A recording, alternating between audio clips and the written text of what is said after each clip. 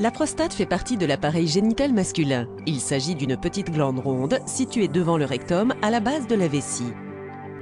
Sa fonction première est de libérer un fluide dans l'urètre pendant l'éjaculation.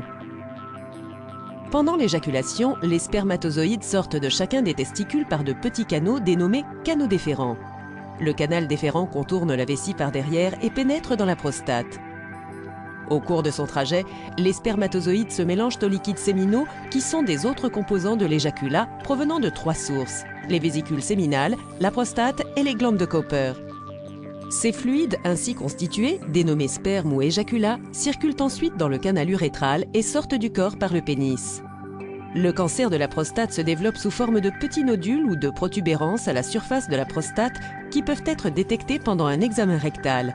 Il existe de nombreux procédés thérapeutiques du cancer de la prostate. Dans la plupart des cas, il n'est pas nécessaire de pratiquer une ablation de la prostate si le cancer est détecté à un stade précoce.